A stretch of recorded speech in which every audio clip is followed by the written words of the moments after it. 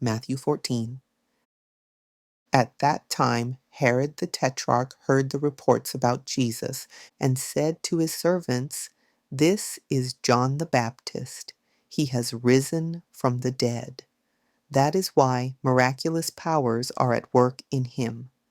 Now Herod had arrested John and bound him and put him in prison on account of Herodias, his brother Philip's wife, because John had been telling him, "It is not lawful for you to have her." Although Herod wanted to kill John, he was afraid of the people because they regarded John as a prophet. On Herod's birthday, however, the daughter of Herodias danced before them and pleased Herod, so much that he promised with an oath to give to her whatever she asked. Prompted by her mother, she said, "Give me here on a platter the head of John the Baptist." The king was grieved, but because of his oaths and his guests, he ordered that her wish be granted and sent to have John beheaded in the prison.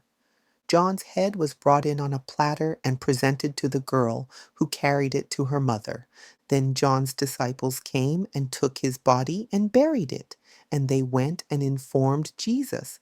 When Jesus heard about John, he withdrew by boat privately to a solitary place. But the crowds found out about it and followed him on foot from the towns. When he stepped ashore and saw a large crowd, he had compassion on them and healed their sick. When evening came, the disciples came to him and said, "This is a desolate place, and the hour is already late. Dismiss the crowds so they can go to the villages and buy themselves some food." "They do not need to go away," Jesus replied. "You give them something to eat." "We have here only 5 loaves of bread and 2 fish," they answered. "Bring them here to me," Jesus said, and he directed the crowds to sit down on the grass.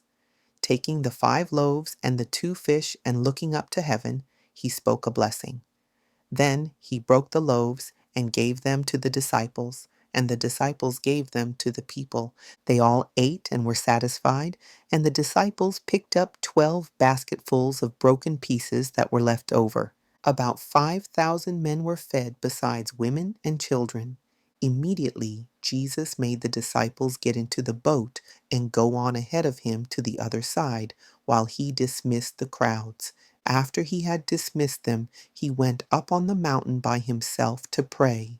When evening came, he was there alone, but the boat was already far from land, buffeted by the waves because the wind was against it.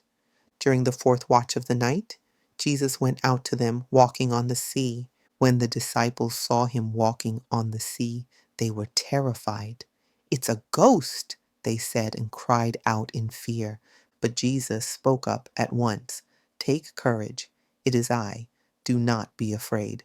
"Lord, if it is you," Peter replied, "command me to come to you on the water." "Come," said Jesus. Then Peter got down out of the boat, walked on the water, and came toward Jesus. But when he saw the strength of the wind, he was afraid and, beginning to sink, cried out, "Lord, save me." Immediately Jesus reached out his hand and took hold of Peter. "You of little faith," he said, "why did you doubt?" And when they had climbed back into the boat, the wind died down. Then those who were in the boat worshipped him, saying, "Truly you are the Son of God." When they had crossed over, they landed at Gennesaret. And when the men of that place recognized Jesus, they sent word to all the surrounding region. People brought all the sick to him and begged him just to let them touch the fringe of his cloak, and all who touched him were healed.